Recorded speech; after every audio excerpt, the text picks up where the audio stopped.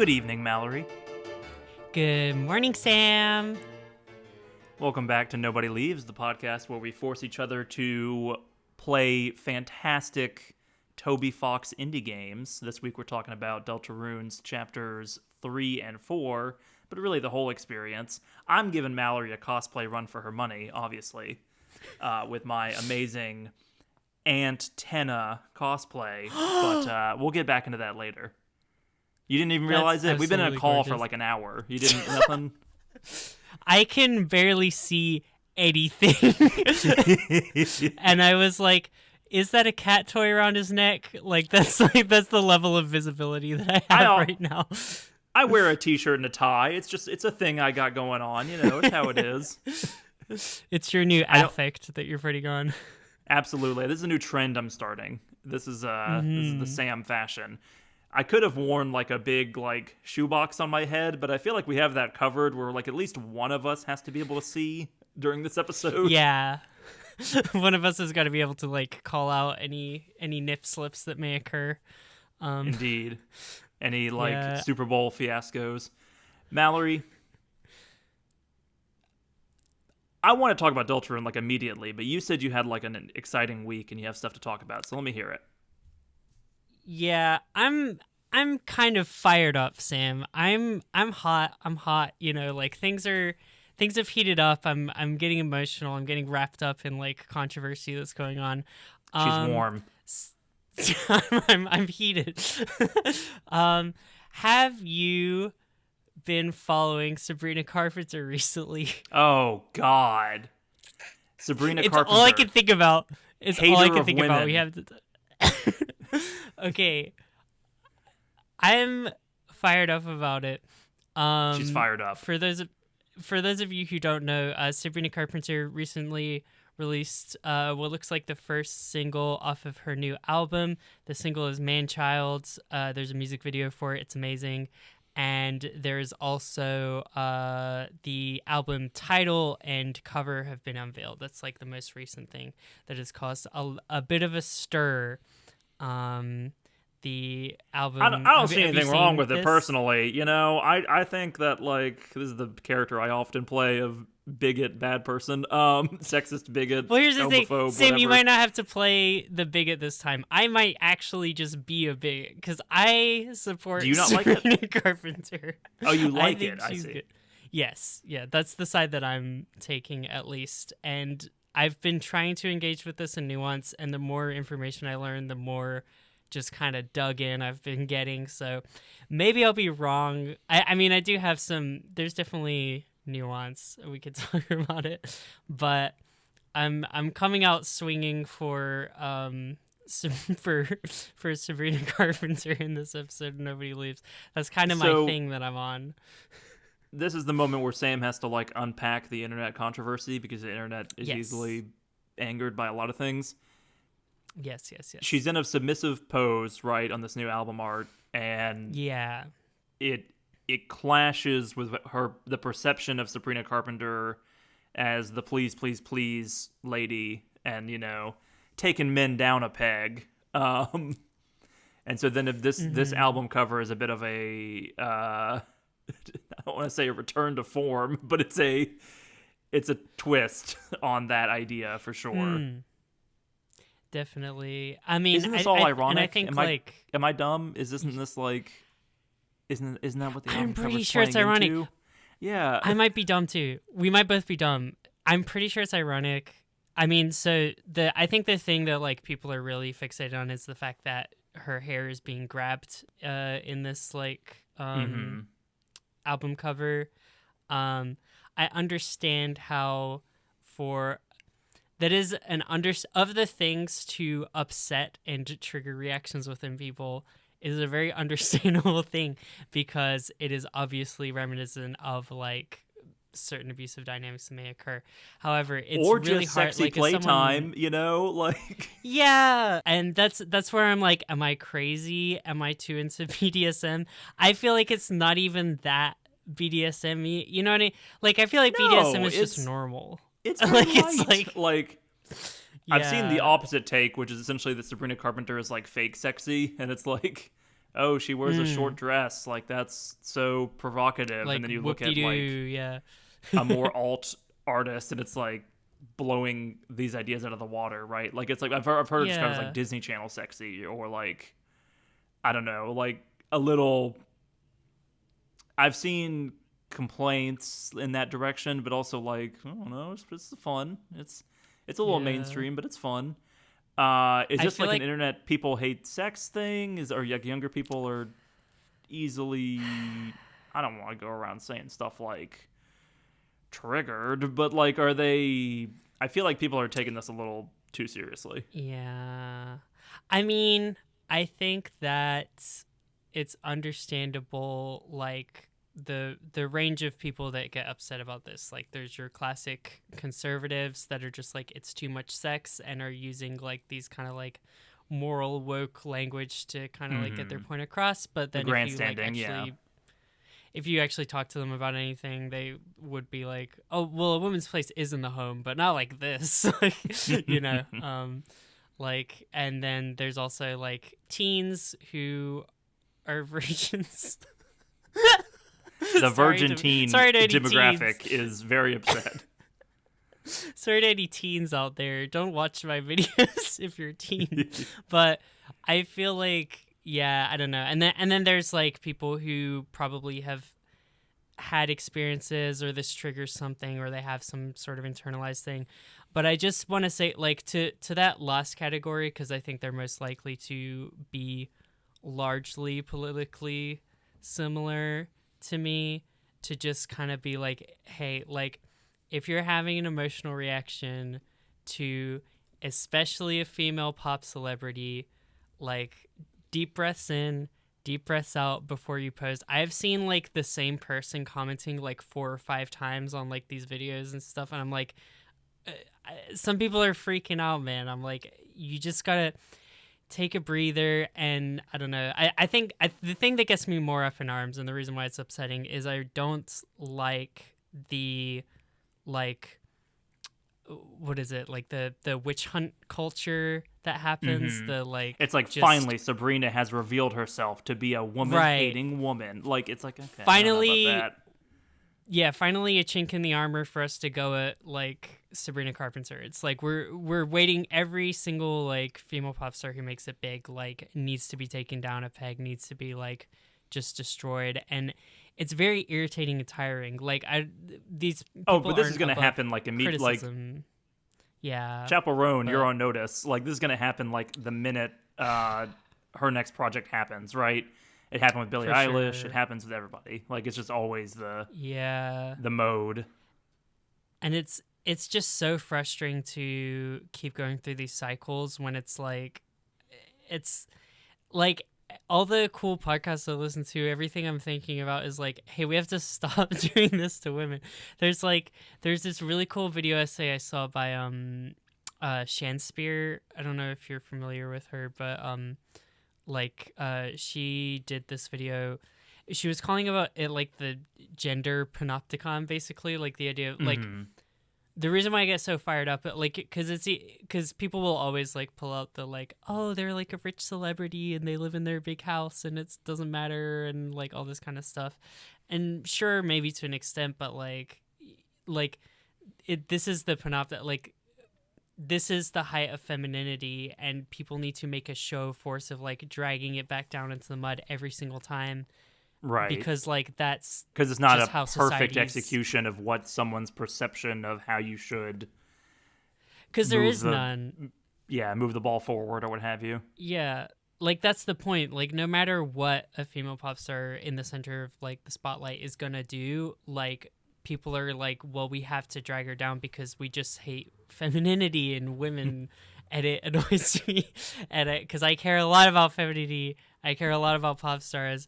And it's very frustrating to see this happening again and again. So like, I don't know. While I'm hot about it, I know this is gonna come out like probably 3 post weeks later the and no one release of cares. the album. There'll be And, another like, woman to like crucify between now and then. Yeah. Yeah, like the Chapel Roan dragging arc will all have started and ended in the time that it takes for our podcast to come out, which is not that long. You know why that's the But case? yeah, Because none of this fucking matters. Because people aren't yeah, actually mad. They're just wanting to look for something to be like, rah, about. yeah.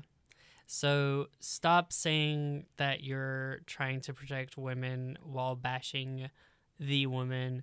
Also, Sabrina Carpenter's Icon and Manchild is a very good video. And have you seen it? I have not listened to the song or seen the video yet. I've seen a GIF of the video, but that's about it. I will say, Yeah. new topic, same topic. I think the photo's kind of ugly.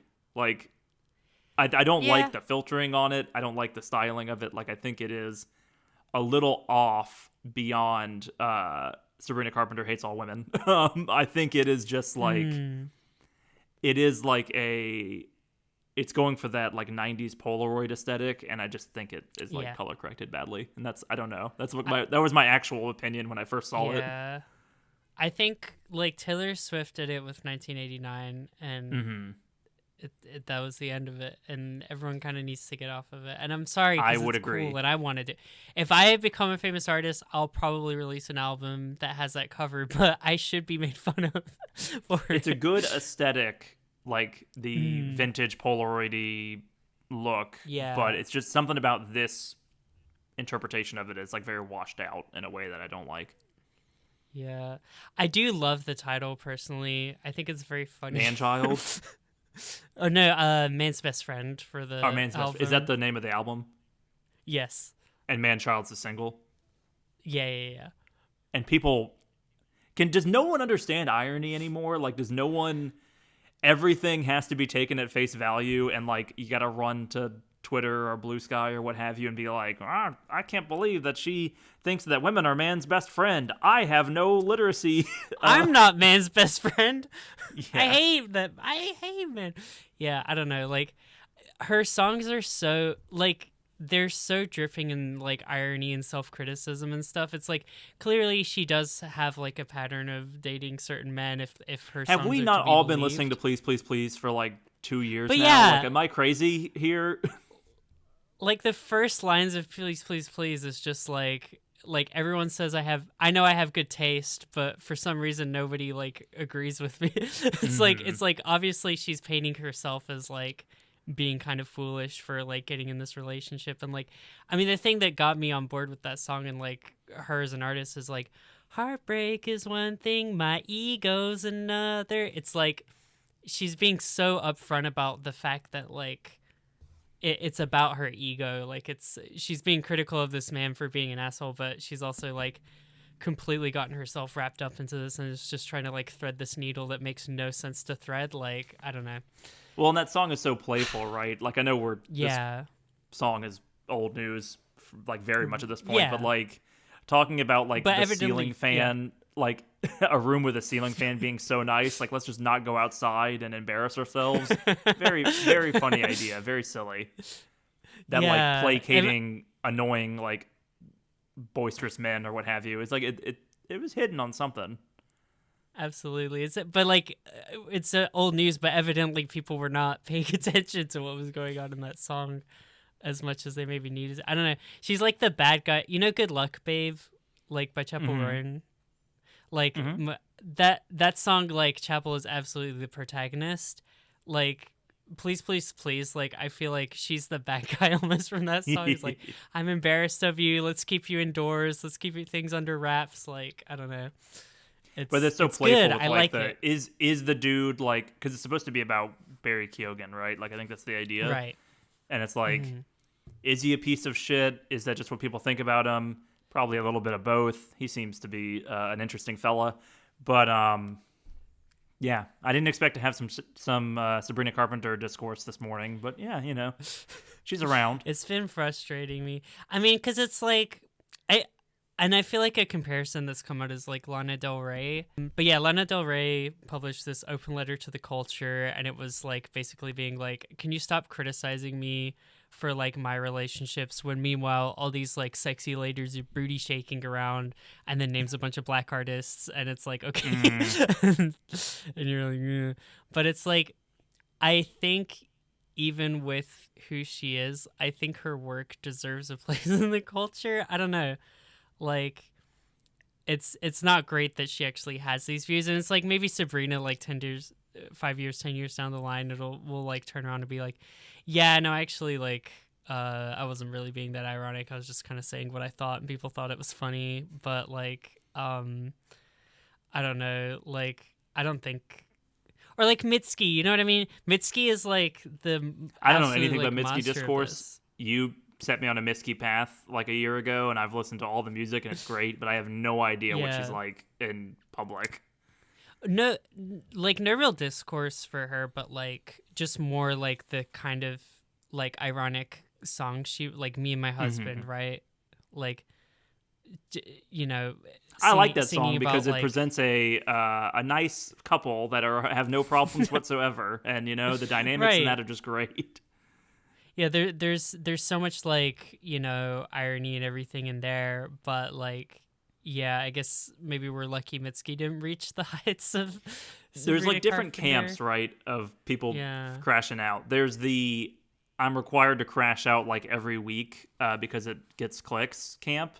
I always think Yeah, of the like my pronouns career's crashing Starfield out. guy. Yeah, like I must scream. I have a mouth and I must scream. There's the I'm 12 and I don't understand irony crowd.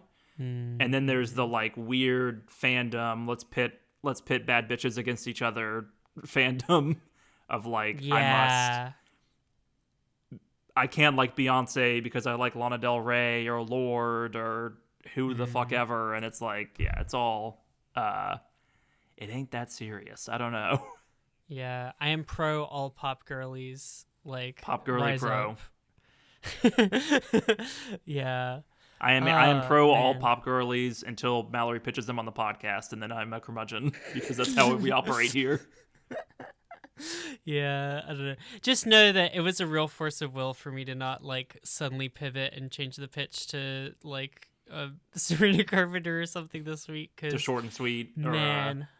Yeah, exactly. I don't know if we could have done a whole podcast on Manchild, but it's really good. It's like the video itself. Like, I think the like criticisms you might have of like the aesthetic for the album cover, like I think they really serve the video. It's very like avant-garde, like it's fun. Like you will have fun watching it. And it's like it's a loving like roll of the eyes to men is her quote. It's not pure hatred.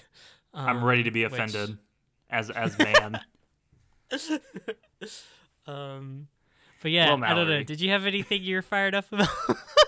Deltarune, which has been my entire week. But before we get to that, I did, in my weird pattern of Sam's watching a bunch of old movies, and they're all vaguely LGBTQ related. I realized why that is. It's because I'm going to a theater that's programming for Pride Month, obviously, and I'm just an idiot. But right. I've just been eating up old movies at a theater I go to that I have like an unlimited movie pass for. And so yesterday, I went and saw The Birdcage. Do you know what The Birdcage is? I've not heard of this. It's a Robin Williams movie where he plays a gay man who is they're not married, but they're in like a partnership with another gay man who is a drag queen. And they have a son who is getting married to a girl whose father is a conservative senator. And hijinks ensue, basically. That's awesome. They're doing like a So let's it's like- meet. Go ahead. Is it like Mrs. Doubtfire, but like Robin Williams' partner has to like actually like You have stakes are a nailed lot it higher? instantly. Robin Williams' partner is like his muse at this like drag queen club that they both run, and like Yeah. he is like the lead performer in that, and then he pretends to be Robin Williams' wife so that they like in drag, and the two of them like pantomime being conservative basically, and it's very funny because they're struggling just to like with basic stuff like wearing a suit and walking in a non-flamboyant way, and it just has a lot to do with like putting on airs. But there's just some incredible jabs at like 90s conservatism and like essentially it's like we must make ourselves miserable so that our son may marry this nice lady, and it's very fun. Wow. It's That's so funny, interesting. like beat for beat. Like it's kind of rapid fire in terms of like visual gags and um, physical gags. Like there's a lot of like slipping on floors and stuff like that. But it's Mm. I was laughing uncontrollably. The audience around me was laughing uncontrollably. It was a bit of an older audience. I feel like a lot of people had seen the movie before, but I hadn't. So I'm sitting there going, ha ha ha, and it was a good time. But also the actors on screen are like struggling in some scenes to not laugh because it's really over the top and fun. Um, Briefly, the does this movie hold up in 2025 corner? Probably. There's some language stuff, obviously, and there's some ideas that are Right. maybe underexplored. There's a bit about like, is the son a good guy for putting his two gay dads like through this? Like, is this really worth it? But the movie is clearly like confronting that idea throughout, and it goes in a lot of interesting ways, or in a lot of interesting directions. But yeah, the Birdcage, very Wow. fun. Maybe on this podcast at some point. Yeah, no, that sounds awesome. I'd be curious, like, I don't know if you're aware of if it came out like before or after Mrs. Doubtfire, but I mean, It's like, 96, so it's like right around there. I don't know for sure. yeah. If it were to come out after, I could really see that as like an interesting The response double feature. to It did come out Mrs. after. Yeah. Ah, interesting. Yeah. Doubtfire's 93. Mhm. But yeah, no, Robin Williams like plays a gay man very well. From a non-gay man's perspective, but like the outfits and the mannerisms and just the vibe, it's all taking place in South Beach, Florida, and it's like gay paradise. And then you take this like annoying conservative family and you like throw them into it, and then they just try and do a lot of like smoke and mirror misdirection. It's very fun. It's reminding me of Legally Blonde. That's like It has I a knew I Legally was thinking- Blonde kind of energy to it. Like I could see them at the beginning in like the whatever like drag bar they're like being regulars at, like that being like her like sorority magical house or whatever that she's in, like the fairyland, and then she has to go into conservative society and the horrors of it, you know. It has there's a lot of like we need to redecorate our apartment in 5 hours kind of energy, and it's like, all right, we'll hide all the statues with the penises on them, and like we'll figure this out. Yeah. They replace like this portrait, like I think it's a self-portrait of the drag queen with like first they put up a big bull moose head and then they replace it with a crucifix, and it's like there's some really good stuff going on in this movie, some really good gags. Yeah. I mean, I think I just like the framing of like having them be the protagonists that are like trying to get through it, you know? Like I think that's like a really good way to frame that kind of issue, you know? It's like clearly cares about them. Like that's why I'm smiling because you're describing this movie. Yes, And, like, it is not a movie that's like it's at their expense. I could see some people Right. saying that maybe the Robin Williams' partner, whose name I can't remember at the moment, like his performance is maybe a little over the top. Like he is very Queen in a way that like might be seen as played for laughs, like in a negative stereotype kind of way. But I think by and large it was like very charming, very funny. The jokes kind of on everybody in a way that just felt like this is a heartwarming movie. Yeah. But yeah, So that's the most it's interesting like thing I watched this week. I also watched Ballerina, and it was okay. It's a Modern Family vibe.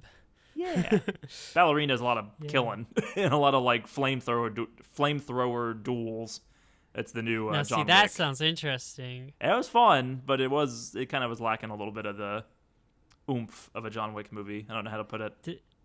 Did it give you Pride Month, or did you completely miss the No. point, like with Megan? There was no what? There was no. This is a John Wick movie not featuring Rina Sawayama. Thank you. It features Ana de Armas, who I do like, and I thought she did a good job, like having to essentially do the Keanu Reeves thing of like, let me get the shit beat out of me for 2 hours. Yeah. But the plot itself was pretty thin, even more thin than like John Wick, which is while thin is fun thin, and there's a difference Yeah. between the two. Yeah, definitely. That's cool though.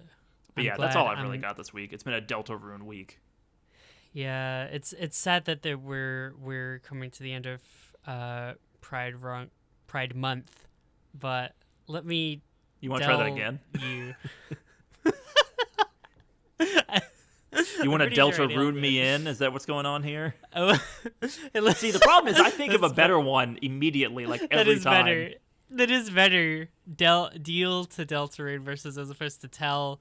There's nowhere else we could go with the rest of the word. Nope. Mallory, is it TV time? Mr.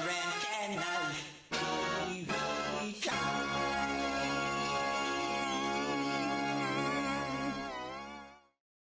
What are you doing? Oh my god, I hate the jack-o'-lantern boss. We'll get into it. You're taking too long. You're You're taking too long. I saw someone describe that. I think it was the YouTuber Noodle described it as like, what if we had a boss battle that's just a YouTube poop? And it's like, yeah, a little bit. God, the little song. The little pumpkins that they come in and they're like... There's so much to unpack here. He goes, oh, what the heck? That was freaking scary. Whose pumpkin was that? Just kidding. It was my pumpkin. The bit that gets the light shining on him, he goes, Mamma Mia! Like, it is... yeah. There's a really good... what a game. Deltarune like has consistently been releasing with the Japanese translation, and I've been like watching clips with that to like see how they translated certain jokes. And yeah, Mamma Mia was absolutely unchanged. It was exactly because what are you gonna? Yeah, it was so good. So we're talking about Deltarune chapters 3 and 4, Switch launch game classic, Switch 2 launch game classic. I've obviously been a huge Deltarune fan for years and years and years. I mean, all the way back in 2018 when Chapter 1 came out. Like, I've been all about it. That's why I pitched it this week, because I'm clearly the bigger Deltarune fan of the two of us. But I want to hear what you thought, Mallory, as like an outsider to this community, as we experienced not just 1, but 2 chapters. Deltarune is in my blood. If Susie has one fan, it's me. If Susie has no fans, I've died. Deltarune Chapter 1. Let's go find chalk in a closet. Deltarune Chapter 4. We're going to kill God. Like, it's delivering. So good. Yeah, no. So Sam's obviously lying for anyone who didn't watch our previous episode. Deltarune is amazing, and I'm very glad that you pitched it to me because, I don't know, I've just been so over the moon about it. These chapters were everything that I could have wanted and more. Like, I think it just really goes to show, like, I feel so happy, and, like, I think I said it in our previous episode. It's like, you're just, like, you're in good hands, you're in good care. Like, you know this guy knows how to tell a story and escalate and subvert expectations. Toby Fox is like cradling me in his arms and going, it's going to be okay. Video games will be okay, Sam. Yeah, like you do not have to be worried about like stale repeats of stuff like that. Like, you know, obviously like you might not like every single aspect of the new chapters, but like they're just so full to the brim with like stuff. Like you do not have to linger on anything you dislike for very long. Like, I don't know. They just absolutely blew everything I could have wanted out of the water. Fully obsessed. So happy about Deltarune. What did you think? I have depraved you of something that you've been like searching for in this podcast, which is the stop making sense tier. Because it's my pitch this week, so I will not be ranking this. But if I were to rank this, it'd be an S. Deltarune is so fucking good, Mallory. It's so good. And you know what's great? I didn't have to wait for any of this. I played chapters 1 and 2 3 weeks ago. It is the way you feel about Queen, I assume, considering you're in a full Queen cosplay, is how I feel about Tenna. Tenna is so, and how the internet feels about Spamton. Tenna is so good. He's so weird. He's such a, like everything just gets ramped up. Like, you can feel Toby Fox has a team now, like, from the, like, second Chapter 3 starts. Like, it is incredible. They don't the minute hesitate that to hit you with the fucking word art. weirdo, Like, the minute that 3D weirdo, like, comes on screen and starts talking like a scratching record, I just was like, I don't know if I'm supposed to be scared or excited or laughing, and I was doing all three. I'm so glad to hear you found your comfort character within this universe. I have. Yeah, no, I mean, like, what an awesome... I'm just so glad, like... they're just not repeating stuff. It's just building, you know what I mean? Like, every there was so much enemy is a discussion. mini boss. Like, every single opportunity for a gag or like a gameplay change is like right there front and center. It is crazy. The standards for Deltarune are like sky high at this point. Yes. I mean, it's just so crazy. Like, I feel like like, there was so much speculation about, like, Susie's character arc and, like, oh, she's going to be really, like, blown away when she finds out the Dark Worlds aren't real and, like, Ralsei can't come to the real world because that's what she said at the end of Chapter 2. It's like, no, she said that at the end of Chapter 2 because that's the thing that we're immediately going to confront at the beginning of Chapter 3 and get a move on. No time. Yeah, no, like, we're going to, like, dive right into it. Absolutely. It's like... I feel like we should get back to TV Man, but like just Susie's whole arc is just like, I mean, they have built so much. You're just like, how high are they going to go? You know what I mean? Like, it's not just like this predictable arc of like aggressive bully learns to like let her walls down and like open herself up. It's like, no, we're like building her into like Jesus, like the best. She is becoming being, like one of rapidly one of my favorite video game characters, and it is. And same with Chris, just because of the ambiguity of Chris is like so fascinating. Yes, and that remains the thing I'm most interested in, like grand story wise. But I would say that like Ralsei and Susie's plot like got right up there with it, especially in the end of Chapter 4. But Chapter 3, right? Let's stick on Tenna for a little bit. It's fascinating to like, this is the chapter where we're gonna waste our character's time, and that's like that is the purpose of the plot. Like, right, we are going to distract you with fun and games so that the knight can do whatever the knight's trying to do via Tenna. But it is like so fun. Like, it is like, we're playing a Legend of Zelda, we're playing Rock Band, we're doing a little cooking, we're doing like Lilo and Stitch sandwich stacker, like we're just it all worked for me so well. The conclusion, like the WarioWare boss fight where you're like switching rapidly between these different game modes, is so fun and so satisfying, and like it's just like goes to show, like, I feel like this creative vision is such an important element where like all these like disparate things that just seem so random like are woven together. Like, there's not a cowboy shootout for no reason. There's not a Guitar Hero Rock Band clone for no reason. Like, you could lose maybe one or two of them and still like maintain the structure, but like the variety is like kind of the point, and the excess and the like the harshly clashing like art styles between like different segments, and like exemplified by the fact that Tennis 3D like are all just about like this variety and overwhelm, and like I don't know, it threads so neatly together with like what the chapter is actually about. Like everything is so cohesive, and well, even in that finale, it's like we're still throwing new elements at you. Like, Tenna takes control, and it's Tenna who's shooting at the characters, and you have to dodge instead of shoot.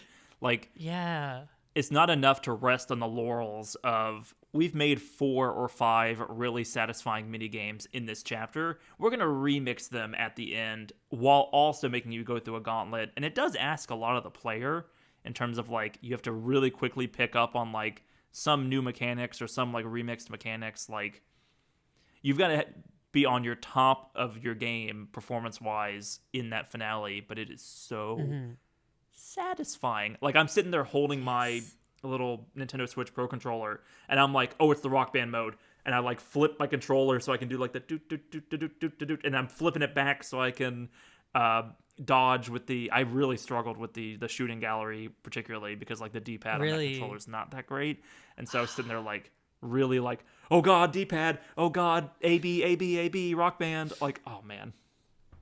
Yeah, you got to get the keyboard extension for the Switch. I definitely had a much easier time with the Cowboy Shootout part, at least. And the whole time, this fucking creature from a Pizza Hut commercial is like yelling at me and saying some of the funniest shit. Like, oh god, he's so good. I love Tenna. Did you have a favorite standout lines or anything that you can think of? I don't know if I had a standout line. The gag of the Ralsei plush is so fucking funny. It is the hardest I have laughed at these games, like easily. When you drown it and it's up in the top corner, like sinking into the water, it's so fucking funny. Yeah. No, it's so fun. I really loved like I think like you really hit the nail on the head of like what something I've like appreciated about these things like since Undertale and has like always been I feel like a strength of Toby Fox, but it's just like gotten better and honed over time and like so much cooler in like this most recent chapters of like the teaching you the game as you play the game type of thing. Like the like everything's always going to escalate a little bit. Yes. But like, yeah. There's no like tutorial, and it's like when you're fighting like a boss, like it's like you're gonna get introduced to a mechanic, and like every time it's reintroduced, you're gonna have a variation on it. You know what I mean? It's like we're always escalating like that kind of thing.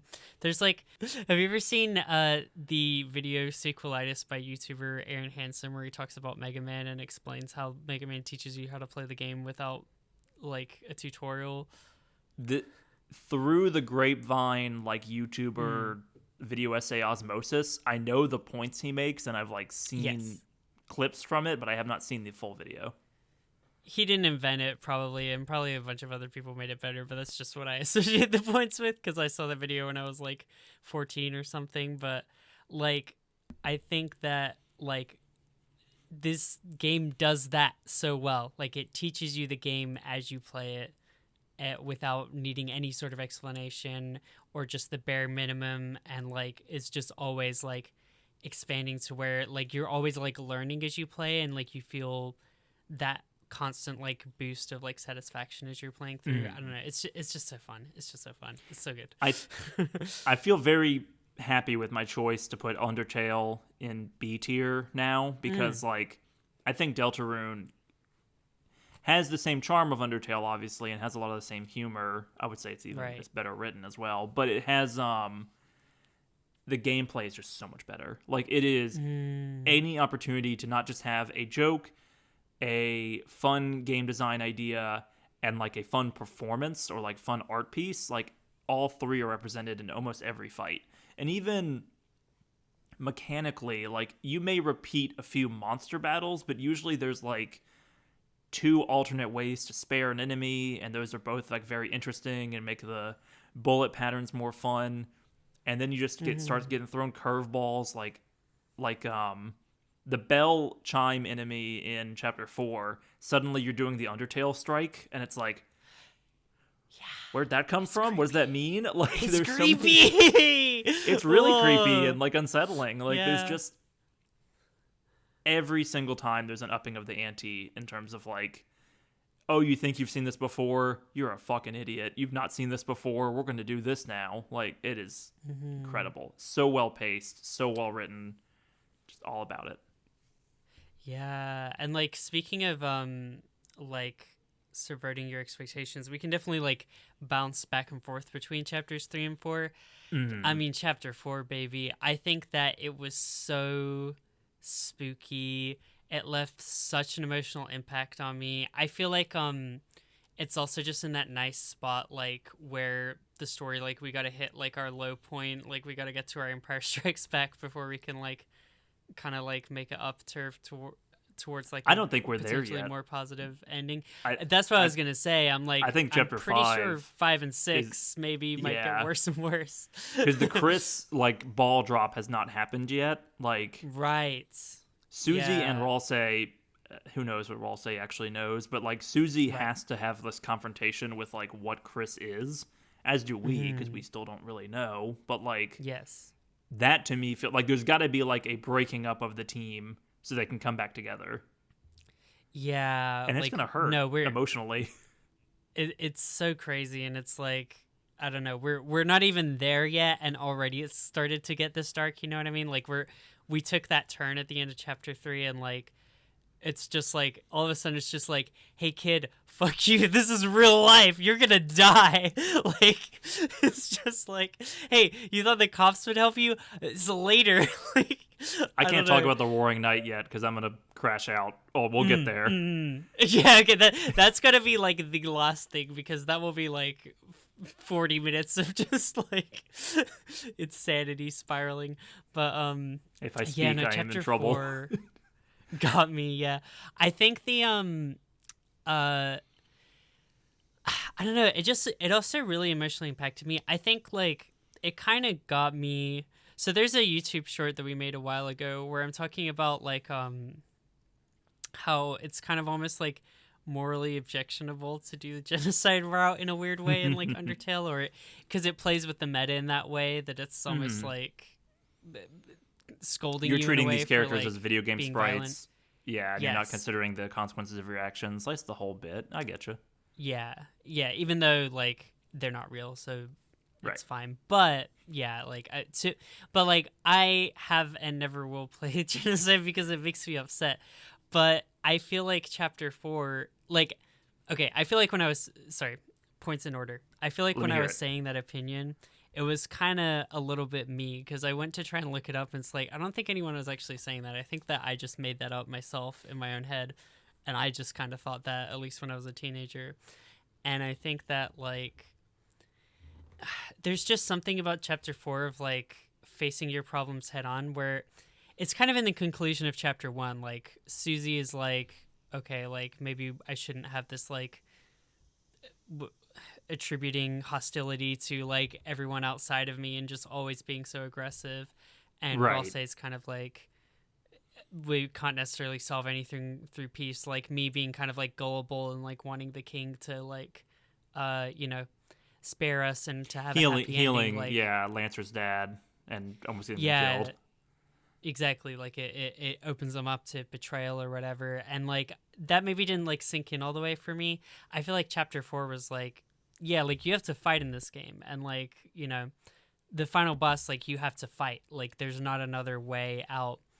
And it's all Well, same with the Roaring exemplified- Night, where like there is no sparing. Yes. Like you must act. Yes, exactly. Like the Roaring Knight, the Titan, and like also exemplified in just the turtle, just the old man, the best character in this whole game.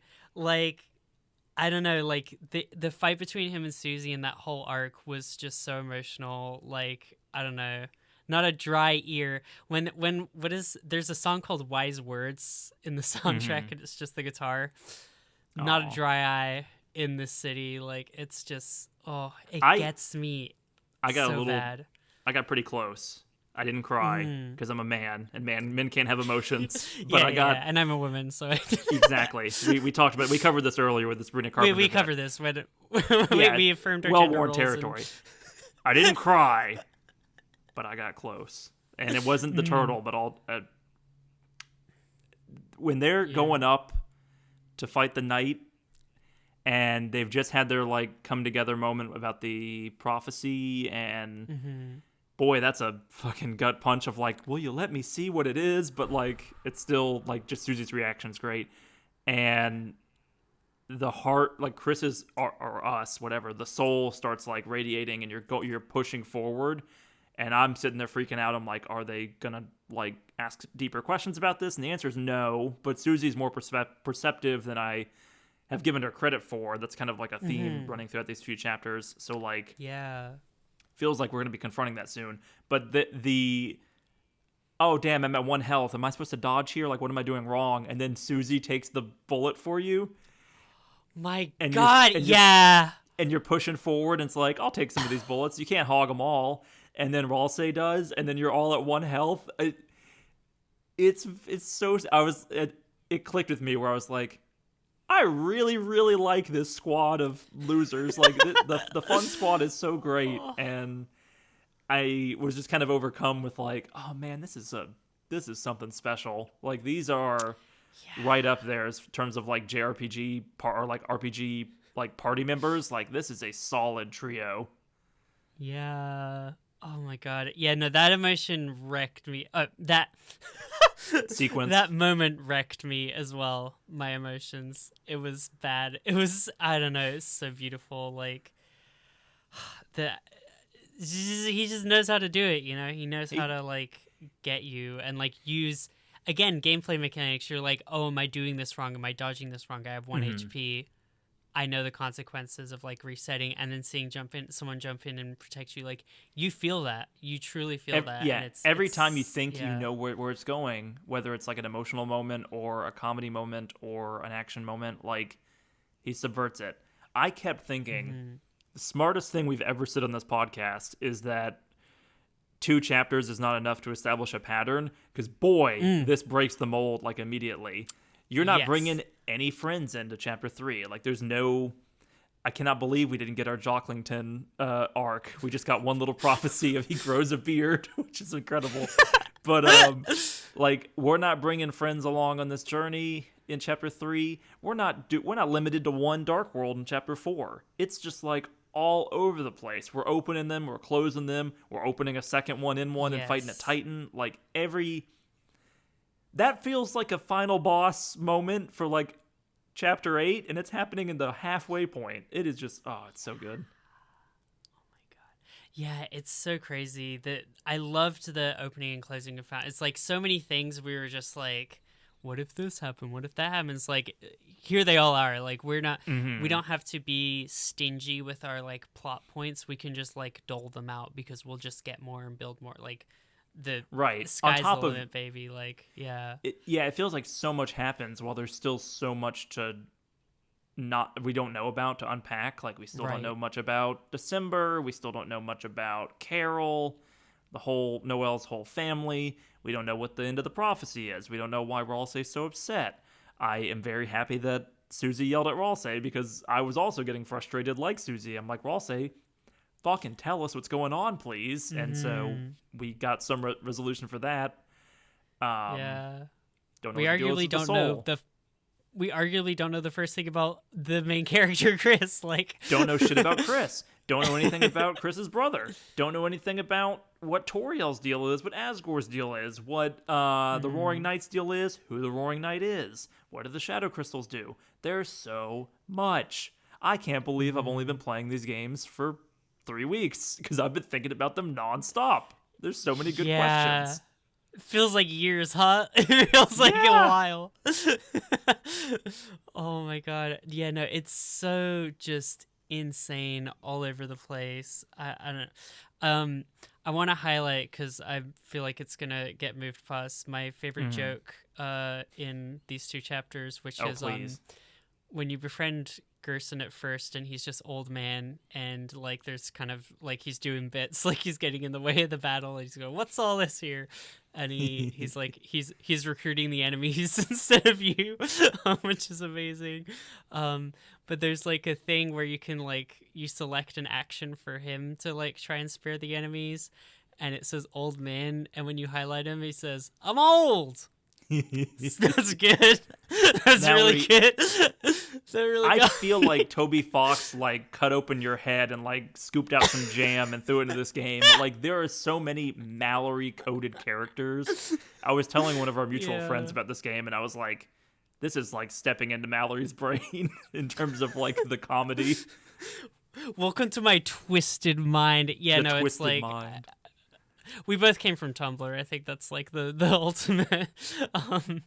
That's the core experience that shapes you to be like that, because it's just good. It's so really funny. good. There's so many characters, have so many good bits, like the remote control guy who's guarding the door, and if you say fight, and he's like, I was specifically instructed not to fight you, and then you say don't fight, he's like, hey, why aren't you fighting me? That's suspicious. It's just like...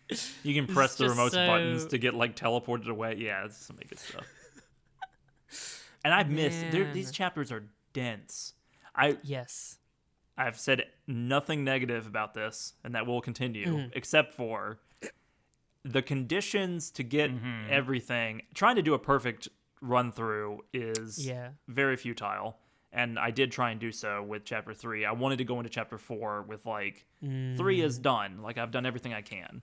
And I got to the Roaring Night and had problems. But even before that, I was like, I missed the egg. Where's the egg this time? Oh, I had to throw a box across a river in a mini game that's now locked. Like, it's a little frustrating in terms of, like, I missed a recruit that I can no longer get. Oh, I didn't do this quiz right, or I didn't S-rank this stage. Like, there is some conditions that are a little dicey. Like, trying to step-by-step it without a wiki or without, like, help, which was very difficult to Google around while trying not to get chapter 4 spoilers. Right. I gave up. So I don't have my perfect save. It very much incentivizes replay, I think. Like, I think that ultimately going into these games and, like, trying to get a perfect save on the first try is, like, probably just an exercise in futility, which can be kind of frustrating. But that's fair. That's fair too. I went through chapter 3. I was like, don't do this. Like, just play it normally, and then I'll go back, do a quick, because they do go quicker. Right. I will go back and do a quick chapter 3 playthrough, and then go into 4. Mm-hmm. Yeah, but no, there are. I agree that there are a lot of obscure. I agree that there are a lot of obscure, like, Easter egg type stuff where it's just like, how do I pause it? Like, I have, like, a thing about one of the bosses that I want to continue to try and beat, but, like, I'm probably not going to be S ranking chapter 3, maybe, but, like, is a Roaring Night, is that the problem, or the mantle? I am crazy about Gerson, as I've already said, and his boss fight with Susie made me really emotional in, like, a lot of ways, and I think that I was just like, it felt like something, I don't know, where it's just like, don't be a coward, basically. Where it's like, there's certain, you ever, like, be 28 and you're like, I feel like I skipped some of the stuff you're supposed to learn when you're a child, and I'm like, I don't feel like I ever learned to have, I don't feel like I ever got a backbone sometimes. And it's like, I liked Gerson being like, he's loving and caring, but he's like, yeah, you gotta, like, fight, you gotta stand up for yourself. I felt like I spent days just trying to beat that boss fight. I got very frustrated, but it's like good. Like, I think I avoid frustration. I don't like getting frustrated, so that's why I don't persevere in a video game, because it's like, I don't like feeling bad, so I don't care. But it's like, I'm going to ruin your life one day. I'm just going to say, Mallory beat Dark Souls, and that's just going to be the end of our podcast. But that's the thing. It's like, I feel like if I were to play Dark Souls, I would be like, la-di-da-di-da. Oh, I can't win. Haha, I'm such a silly girl. Man's best friend. Like, I would just be like, like,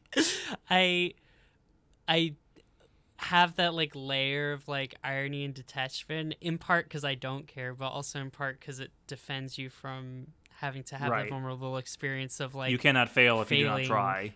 Yeah, exactly. And it's like, I feel like the game was worded in such a way to perfectly, like, get me and be like, hey, you over there, you bitch, stand up for yourself. And I don't know, it's something that I will be revisiting. I will update on the podcast if I do actually clear that challenge. I was going to try and do it before this one, but it's rough, man. It's a tough fight. Maybe not for everyone, but definitely for me. I have not attempted Gerson because I went into chapter 4 assuming I'd have to do a whole bunch of bullshit to unlock it, because that's how chapter 3 was, and I was on a time crunch because of the podcast. Right. I regret that, because it's really easy to unlock Gerson, where it was really, really difficult to unlock the Shadow Mantle in chapter 3. So that is my only complaint, is that 3 is really esoteric. But Yeah. I also love it because the sequence of unlocking the Shadow Mantle. Did you do any of this? No, I have since like discovered a lot of it and like obviously read through it, but I have not actually played it myself. So I'm sure your perspective on it is like a Oh my lot God. more informed of like how it comes across actually like playing through.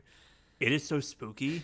Like, Yeah. it's so creepy in terms of like this little outlet character who's, you know, trying to like push you towards this direction, but like every bit of text is so creepy of like picking up the game controller and playing and having to kill Ralsei and Susie in the mini game to like level up, and you're doing like a little mini genocide route in these like stages of the Zelda 2 video game, and the music cuts out and it's very weird, and then your fucking character sprite walks off screen, and I was sitting there playing at 2 a.m. like, oh my god, what is about to happen? Am I about to kill my player with my player? What's going on? It was so it's so good. It's so well done. From this point on, you play as 8-bit Chris, like 32-bit 8-bit Chris Chris. is replaced. I was like, do I stab regular Chris with 8-bit Chris? I did try to. Who do I choose? I don't know what to do. Apparently, you can like walk off screen as 8-bit Chris and then stab Susie when she comes in, and not kill Susie, but like you knock Susie Right. down, and it's like, what was that? Freaky Susie, man. Noelle, Ralsei in just a 3-way tie for like missing the Eldritch horror aspects that are going on in the background. Everything with the heart in chapter 4 is just so nuts. Yeah, we got to get to the house sequence eventually, but I do want to talk more. I want to hear more about like the whole Shadow Mantle quest and stuff, because yeah, like as I said, I completely avoided that stuff, and like the fact like it's just so interesting the way this game is like being released. Like obviously is like would be intended to be released as like a single game. Like a lot of people pointed out like the weird. Apparently, you can do like basically like Snowgrave in the mini game. Like you can get Noelle. Well, that's what's required and to beat the Roaring Knight. sacrifice her. Yeah. Yeah, like you must get the Shadow Mantle in order to have like a chance at beating the Roaring Knight is the idea. I think that people have already like figured out that you can maybe beat the Roaring Knight without it. Losers. L. A normal human being cannot defeat the Roaring Knight without it, and I could not with it. But go out to bars. Sorry. Okay. Anyway, it's TV time. I'm a loser. I'm a loser for saying that. It's really creepy. Like you do have to do a little, you have to do a little mini genocide route. Like all you do is run around stabbing stuff. You kill Tenna. You kill like 8-bit Tenna. You kill 8-bit Ralsei and Susie. You hang out with like a white specter that's like maybe Noelle, maybe December, and you freeze a bunch of enemies and you kill them too. You fight this really pretty difficult 8-bit boss that's like gives you the Shadow Mantle, and also the Shadow Mantle is what Lancer's dad was wearing and what gave him powers to fight you in chapter 1. There's all kinds of crazy stuff. Yeah, you see it float off of him at the end of chapter 1, and then that's like what the item you're getting. No way. Yes. I did not know this. Crazy. Well, Mallory, that's because I'm the Deltarune expert. That's so cool. See, that's the thing. I'm like, obviously, you've had the experience of 5 years of like stressing over chapters 1 and 2. I'm coming in as the chapter 3 boy, and oh man. Yeah, there he is. It's TV time. No, like I'm. I love how Tenna obviously moves, I'm a huge Queen fan. Yes. Obviously I'm such a huge Queen fan. I feel like King is like a high-key like underrated character in like the Deltarune like cosmic like I feel like he is going to be relevant at a certain point. Like he feels like there's I wish I could make a better reference. I can only think of Arcane. I compare him to Echo from Arcane in my mind. Who's another character that's like just like someone who's like the real actual freedom fighter. Like he'd be like Are we gonna have a Saul Guerrero conversation right now? What's going on? he wouldn't be Saul Guerrero. He would be like honestly kind of like a Luthen to like the Okay. Protagonists might be more in like a Mon Mothma, Luke Skywalker type of camp for like Deltarune.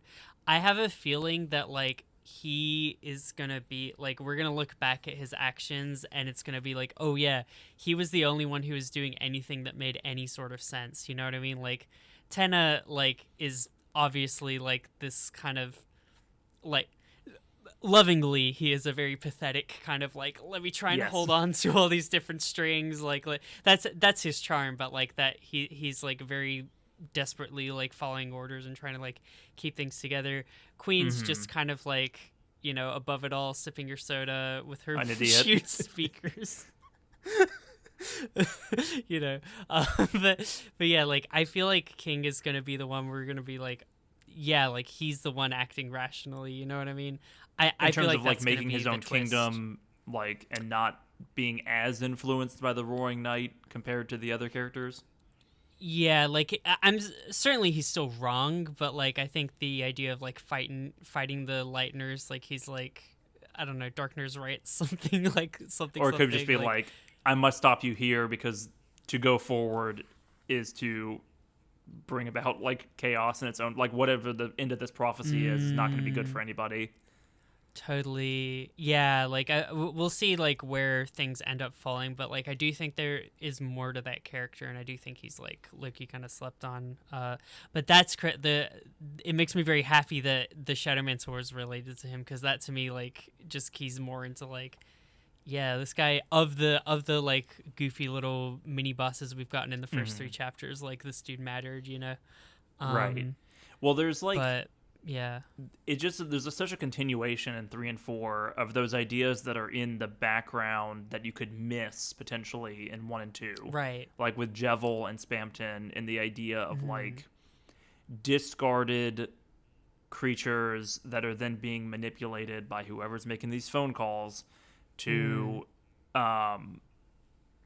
like, it's essentially like take advantage of their insecurities to then create like a lot of danger and harm. That is like full, like front and center in chapter 3, where it's like, no, Yeah. Tenna's, hysterical and funny and a weird like freak who is, just wants to be watched or whatever, but the Roaring Knight is gonna make himself known. Like, he is no longer gonna be like referenced twice a chapter in like boss dialogue. He's here. Yeah. We don't have like, we're not picking at scraps to fit, like seeing the knight on screen, I don't know, just jaw on the floor, like, oh, I mean, it's such a crazy turn at the end of that chapter, and it's like, I don't know, man, it's a good game. And yeah, like I think good. you're really right. Like I think Tenna feels a lot more in line with like, I mean, apparently like the backstory is he and Spamton were like co-hosts of like a show at a certain point, but like he feels a lot more in line with Spamton and Jevil than with like Queen and King in some ways, like at least Yes. personality wise. Like I think Because Queen he's and not King are a actually lot the more... main villain of 3, right? Yeah, like King and Queen are a lot more like self-assured and like confident, I feel, in ways that like just kind of set them apart. But yeah, and then he gets killed, and you're like, I don't know. I was really upset, and I also then went and replayed chapter 3, so I didn't know for like most of this week that he does get repaired. And so I was very happy at the end of the beginning of chapter 4, where it's like, oh, we duct taped it together and maybe he's working. And then I went and gave him the Metaton. But yeah, he's finally at home. Yeah, I hope it works out for him. That's another thing where it's like, we're not going to go to Castletown every chapter. We didn't go with 3 and 3 at all. Like, there is no pattern. It is expect the unexpected. Yes. Absolutely. And yeah, like also we're bouncing all over the place. We're I gotta bouncing say a like lot. art direction, because I gotta say like I was kind of like saying a lot about like the excess and like the variation and stuff that they do in chapter 3 to like build that like broader theme. And I was setting myself up basically because I feel like chapter 4, like chapter 3 is like this huge Oreo cookie cake with you already had pizza for lunch, and then like chapter 4 is just like a cup of tea by Yes, the fire. chapter It's just, 4 like, is water. like a rainy night. Let's cleanse. Oh my Yeah. god. Yeah. It's like the mood, picnic table in the park atmosphere. that's like glistening in the moonlight. Like it is Yeah. great. No, and you're having a chaste melon like how our ancestors used to like you're just it's so like beautiful. And I think like these chapters back to back are such a like strong show of like you're saying, like, you know, Toby having a team now and being able to like do all this like fun stuff, like such a show of like how you can go so excessive and big and then just go so simple and like artistic and beautiful. Like the animation when the Titan comes out, that blue fire like gets me. It's The so weird nice. like 3D pillar of salt looking thing. Like it's freaky. It makes me feel like Shadow of the Colossus. Like that's what I was thinking of. Like Well, again, it's I've also never just played like, this, but hey, we can use 3D to make like Yonoid or like Freddy Freaker, and we can also use it to make like an Archangel of Death. Like we can do both. yes. No, absolutely. And it's Real game or, like, dogs even can do the, both, you know? We haven't even talked about the water coolers. That I was love one of the my water coolers. huge laugh. But the first time you fight the water cooler and it just starts playing the like, dun, ducka, ducka, ducka, like the slow motion heavy version of your. That's so funny. Well, And and then, like, water it's- cooler chats being the way to defeat it. Like you sit around talking cool. Yeah, and it's like it's so intense, and then like how they just build on that in chapter 4, where it's like now we have these beautiful water nymph angels like flying out of it. Like they make me emotional. Water women make me emotional I for understand. reasons that could not truly be dissected. You know this about me. I get We just can all feel very- it. Even the audience can feel it. You can just resonate, you know. It transcends the audio format. just about me specifically. Yes. like they know You my give that thing. era, Yeah. that aura, excuse me. I have just weird baggage with what like Lapis Lazuli from Steven Universe, like Blue Diamond, like fuck me up. Like it's just like I don't know. I got emotional seeing them. They're so beautiful. I love the little cup knights that are like we have to climb to like reach our water mistresses. There's one down here, but we all know that like their value is relative to their height. I was like, I this popped is just off so hard beautiful. when they show up at the end of chapter 4. Like, Oh my god. because chapter 3 doesn't really have that moment of like all the monsters you spare unionize. It kind of does, where they like turn Tenna down, but they're not like a part of the fight. Right. Them Yeah, showing yeah, up in yeah. chapter 4, where it's like everyone just launches you up forward. It's really good. Yeah. No, it's beautiful. If you don't save anyone, like Jackenstein just falls to his death, which is like the saddest shit I've ever heard in my life. Oh, like no. protect my boy.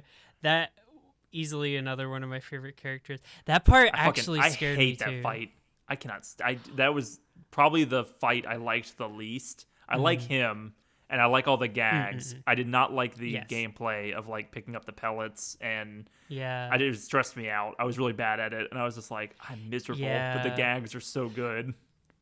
There is like weird hacks and stuff to that fight that you can like learn about that make it easier. That I struggled a lot. I actually had there's this item, tension gems. I don't know how aware you I am are familiar with them. Yes, you must Yeah. never use them because someday you're going to be able to fuse them into something.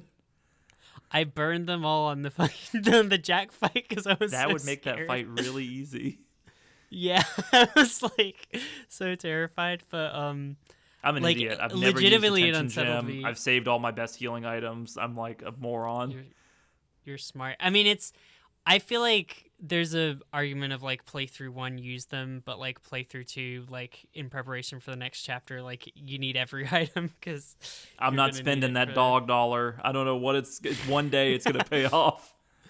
Isn't that was that the one where that gives you like value Less every reduces each chapter? Yes. Don't question it. The showdown between Chris and the dog as well is so funny. Do you know how the dog appears in chapter 4? Yeah, the chapter 4, the showdown, like the climbing. I might have missed it in chapter 3 actually. I don't think I saw the dog climb. I didn't see I know that the climbing, you can do a race with it in chapter 4. Totally missed that. Yes. I blew through chapter 4 and missed a lot of I stumbled on bonus that. stuff. Yeah. But if you play Megalovania, or if you try to on the piano, the Oh, dog crashes into you. And Dun, like, dun, dun, dun, dun. yeah, if you start it, like Toby Fox says, no, this is a different game. This is very self-aware. It like, crashes into it you and knows it's the driving meme. that like the red and yellow like little toddler car that I think it's been in before.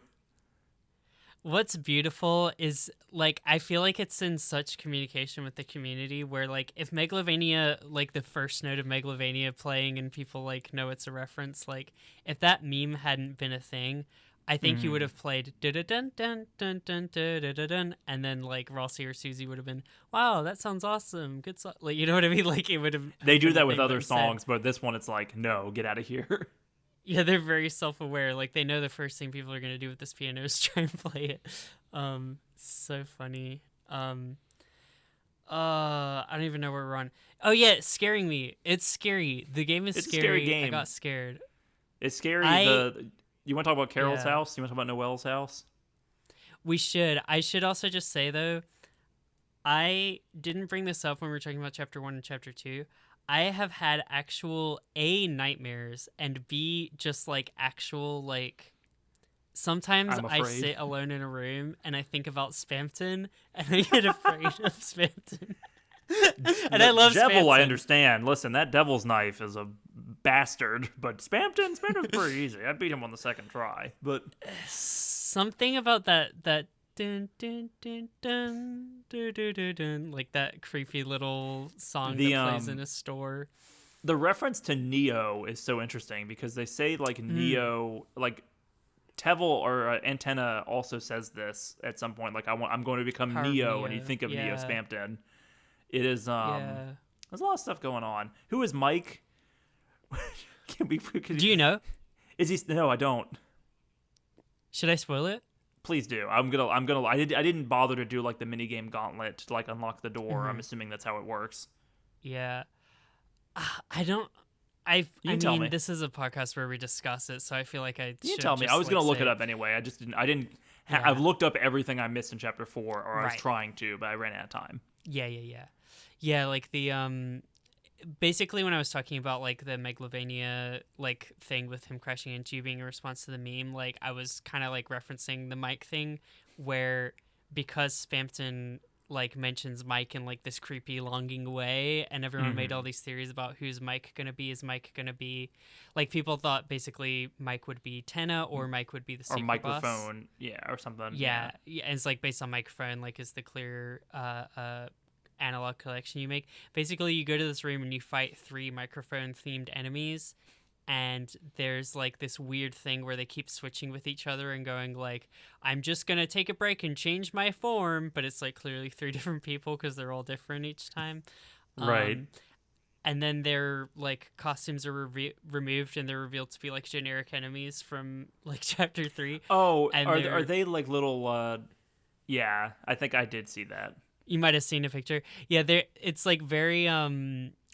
Basically, the whole thing becomes like there's like a just Mike conspiracy thing like in game now, where like Tenna, which is a great characterization for Tenna, I think, where Tenna says, "Mike, get the lights" or whatever, and there's no Mike, and there never has been a Mike, and everyone else is scrambling around to just try and keep Tenna happy. Is it and that, thus, or like- was there a Mike and he quit? Because he thinks that Mike exactly? quit at the end of chapter 3, and like, yeah. So is it like these are fake mics, but there might be a real Mike? Yeah, it's definitely ambiguous. There could be a real Mike, but it In chapter seems like 7, it's is like... Mike going to be the Roaring Knight? Like, are we gonna? December Mike holiday. Yeah, no, it's like no, I think like there might Mike might still be a real character, but like definitely the scene is like very like overt and like it's like poking fun with like the conspiracy fan, like they're in front of a conspiracy board Right. trying to figure They're- out who is Mike in the game. Like yeah, We're Pepe Sylviaing this. Yeah, I get it. yes, yeah, which is cool. There's like a lot of discussion. Speaking of Pepe Sylvia, Are we gonna break? Are we doing the holiday family right now? What's going on? so I'd like to show you this conspiracy board that I made to try and Oh my figure God. out what was going on. I don't know if you can see this at all on camera. I should maybe like upload an image of it or something or try and trace it over in pen, but this is literally not for a video or anything, just for me to try and like figure out my thoughts after that like holiday home scene. I know I like just rapid so fired through a much. bunch of them, but yeah, there's there's endless amounts of questions. Yes, I feel like, I mean, we can discuss like the holiday scene, and like I feel like that is very naturally going to transition into like the fun speculation corner, because I don't know, I just feel like we're fresh off the game. I feel like it would just be fun to like crack into some of the theories, rule out some possibilities, you know.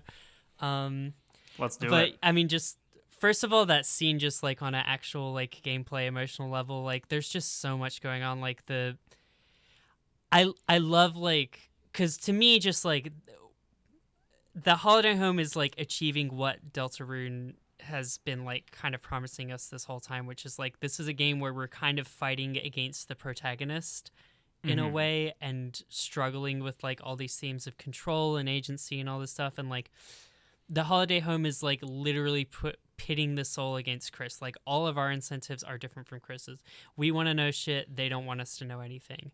We want to go in that Susie, bunker. they don't want us to inform.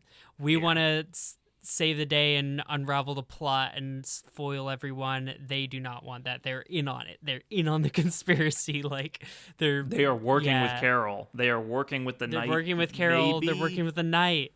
Yeah, it's so crazy. So yeah, just to like acknowledge like how like mind blown I was playing that. I'm like, like we're finally delivering on like the concept almost. I feel like in this scene, and I'm sure While like, at the next same time around time, when we're Toby Fox go ahead. is so tuned in to like what it feels like to be an awkward teenager, like at a girl's home and meeting their parent and being rejected. Like it is,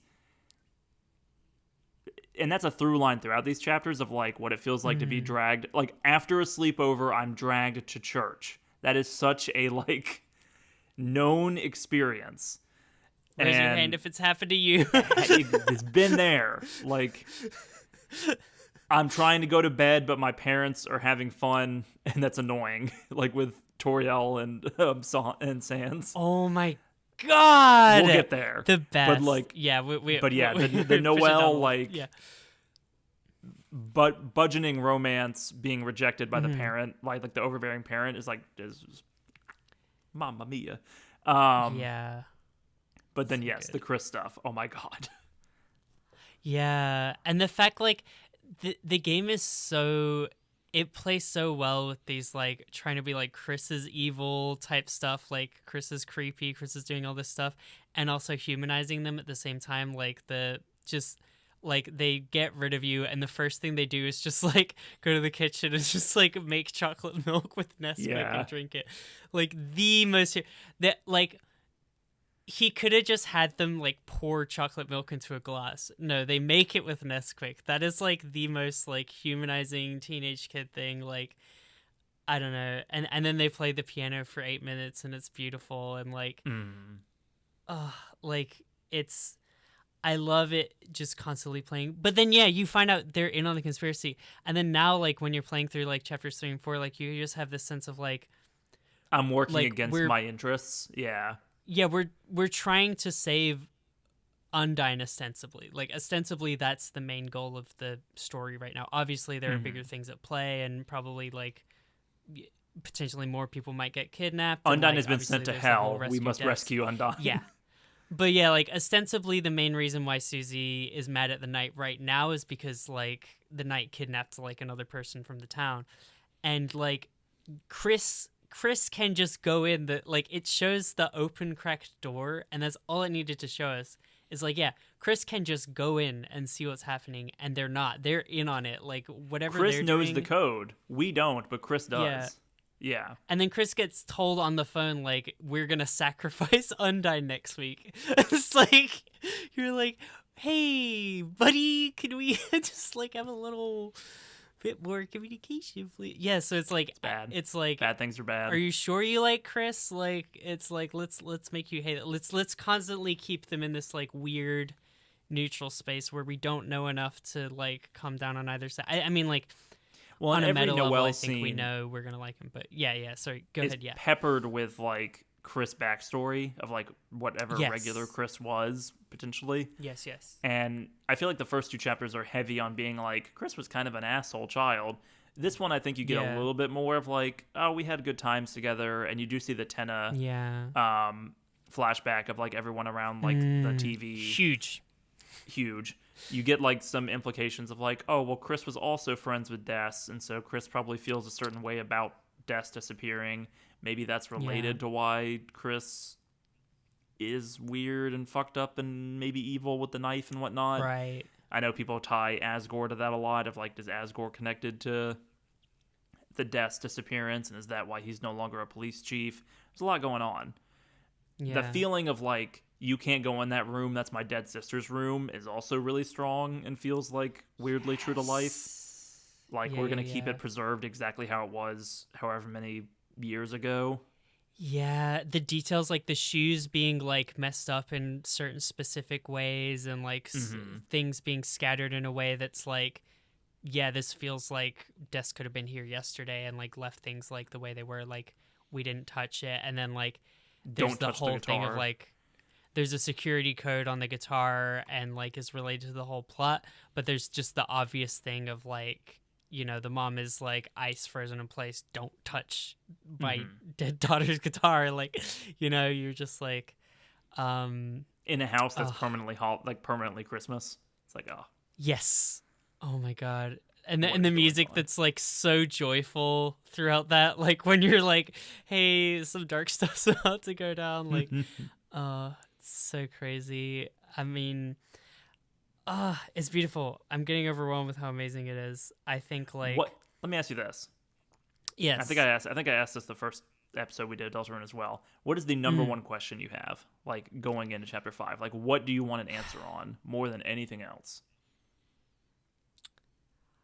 I think I want to know who's on whose team, and I'll explain it like that. And when I say who's on whose team, I guess I'll explain like my main. Like, these are the things that I think are very likely, even though they have not been outright confirmed, I guess. So I think, like, Carol clearly seems to be working with Chris in some way and knows stuff about the plot. Yes. That doesn't really seem like... And Carol is heavily Roaring Knight coded, but that might be a red herring with the katana. Yeah. And the way that her phone call is like, looks like the Knight.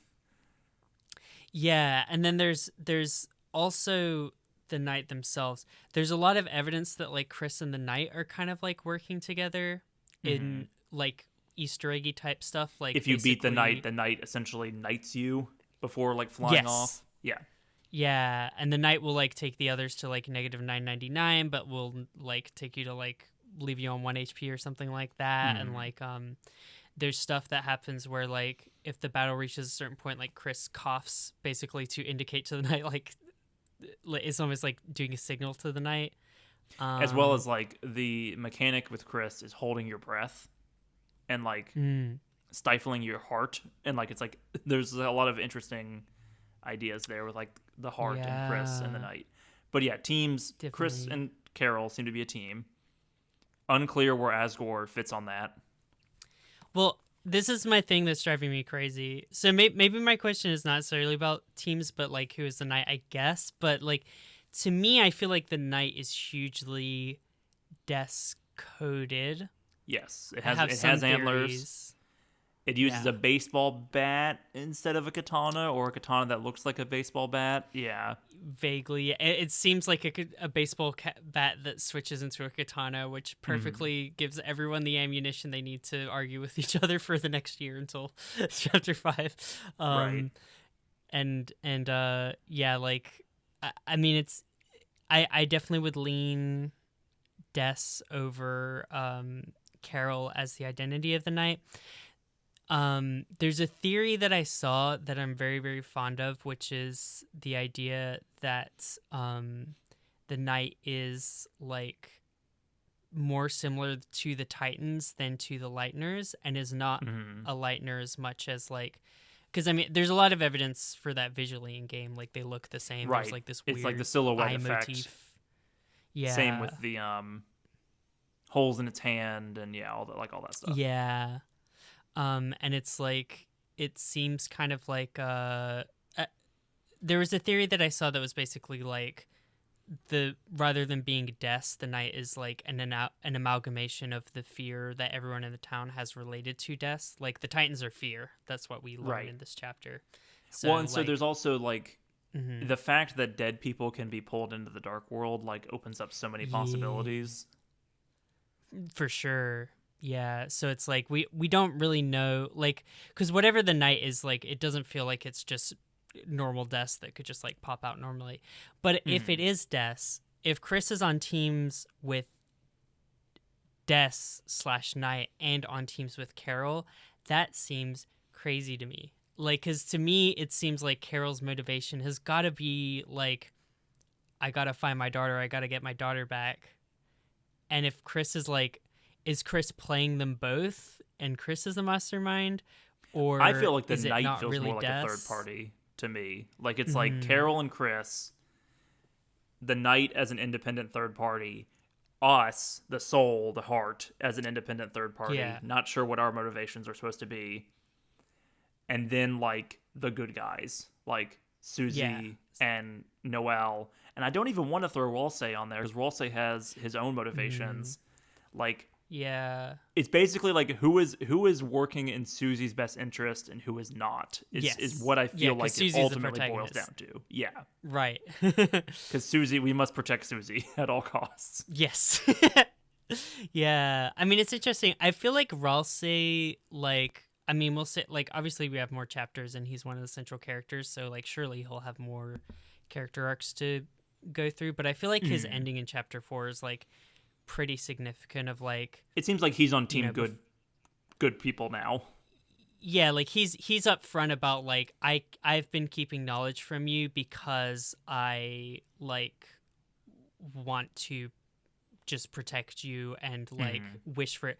Like I know the prophecy and I'm hoping that the prophecy goes in a more positive direction by being nice to everyone. Like Right. that's he's put his cards out there, and like he comes to that conclusion right around when you're like fighting the Knight and the Titan, and then he's like, there's no time. I feel like we're gonna know pretty much a lot of what Ralsei knows in chapter 5. I think that's gonna, It or also at seems least the like next time that we Ralsei meet him. didn't expect us to be able to beat a Titan, and that seems to have Yeah. changed his perspective going forward. For sure. What Ralsei is the classic character of like, I believe in fate, like to a fault, and like I believe in like it's determinism as like a character trope, and Ralsei is like, well, there's no getting around this, so I'm just gonna try and make it as like painless as possible up until the moment where I don't know, Susie has to be sacrificed or they lose or whatever the prophecy says, whatever that final panel is. There's also all kinds of questions about who is actually supposed to be one of the Lightyears, because it doesn't seem like it's supposed to be Chris, and it doesn't seem like it's supposed to be Susie. And where's Noelle fit into that? And are there 4 heroes? Are there not? And does Jocklington have a beard? Deltarune. Right. And will Jockington get a beard? Yeah. Oh my god, it's called crazy. Deltarune. Jesus. Del. I didn't even think about that. Deltarune. Yeah, no, it's crazy. I don't know. I think that there's a lot of questions, but yeah, that's to me, like, I think I just want to know more about, like, Carol and, like, honestly, Asgore.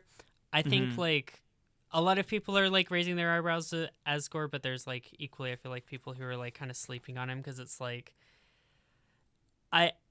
there's a lot that's implied that he's basically like a stooge for Carol, and he's like in on the evil plot to an extent, and he's like, he could never drop the case, like that one case I could never defeat. And then he's like, have you learned about this secret monologue he has, I assume, like in the let me hear it. holiday house? So yeah, there's I know you like, can find I him in the completely vent. missed this. Yeah, I completely missed this, but yeah, like he basically has a couple monologues, and he has this one where he's like looking at like a bulletin board in Carol's room. He's standing above a black katana that Carol has, and she has 2 katanas. She The has one in the one kitchen above and her this one. kitchen, and then she has a black katana in her room, which is crazy. And then there's also, I was watching a streamer play it and be like, when in the timeline did she go and kill the briefcase guy, the diaper guy's briefcase with a katana, which is just awesome. But it's like, does she have another one at City Hall? But it's like, yeah, he like is like monologuing and just talking about basically like, if I can just solve this case and prove I was right, like our family will like get back have seen together. that. I'm like, this guy, this guy, man. And then like Chris is speaking with the creepy voice on the phone. Not to, because like I want to move on from me and ask you what your biggest I questions want to hear are, this but, now. like, This is great. The phone call thing is kind of driving me crazy because it's like, it's in just a I feel like Toby Fox is so specific about his writing of character voices, and it's in this creepy black staticky ... voice. The idea that it's not the night or another weird spooky entity on the other end of the phone is crazy to me. But also it says I'll be right there, and then Asgore It has and to be Carol Carol show up. or Asgore. Like, So like, everyone that's where everyone's everyone's like, going. yeah, it with has to right be now. Carol. I guess it could be Asgore, but Asgore was in the house, so it's like not like you can pretty much observe Asgore for 99% of the time, like it was not Asgore. He's running interference, it seems like, with the whole food Yeah. tray and whatnot. But also, the game is playing with your expectations of Undertale. If it's like you expect Asgore to be important, and like in chapters 1 and 2, he's this fucking idiot, and it's like, Yeah. I gotta wonder if like the twist with him is that it has been a gag the whole time, and he is actually dumb, and there isn't like. He's a part of this conspiracy, but maybe he isn't a knowing party. Like that is the question with him to me, is like how much is he in on it and how much is he being manipulated? Yeah, I mean, I think like it. See, I kind of feel the opposite, where I feel like the twist is going to be that he's in on it, where it Right. seems like it's constantly playing him off as a comedy gag. You compared him to Greg Universe in the first episode of this, which is so prescient and really helped me like in my thing, because it's like, yeah, what if Greg Universe was secretly evil the whole time? It's like, Right. I don't know, like I do think he's like bad news. To an extent, obviously, every character gets redeemed in this games. Like, it's he's not going to be like a purely villainous guy, but like, I think that he's worse news than maybe people give him credit for, and I think that like he's definitely in on it. But yeah, like I said, it's like how deep, and like I agree that he is most likely like a stooge or muscle or something like that. I get such bad vibes from Toriel in this game, and I don't know if that's intentional or not, or I'm just dumb. Like, it is. I think it's intentional. She for sure. creeps me out. Like every scene she's in, she creeps me out, and it's like, obviously she's like a major part of the ending of chapter 4, even though that itself is a gag where she's hanging out with Sans. But Yeah. did she cancel choir practice because she knew that there was going to be a dark world there, or is she? And what's the deal with Ralsei versus what's his name? Azrael? Yeah, like, what does it all mean? Why? And See, here's the misinjury at play is like, you were like, what if that was Toriel like intentionally being in on it? I was like, did Sans seduce Toriel because he's part of the plot? Like, well, the problem is Sans is so removed from all of the I don't think of Sans as a big player in Deltarune, even though he's Right. obviously so important to Undertale. I mean, he did move into town recently. He could be hired. He by has the- the by the energy of like conspiracy. mom's new boyfriend in that scene, and it's crazy. And Gorgeous. Chris, the like, best scene. I love it. Chris rolling around in their bed with the heart stuck in the cage. I didn't realize the heart was even there for a second. I was like, wait a minute, the heart's out. Like, Yeah, because you're just watching Chris. No, I had the same realization. I was like, wait a second, like, what the hell does and Susie? What is Susie saying at the end? I don't get what. Who is she talking to? What's she referring to? Where's Susie at with the prophecy? Like, that ending.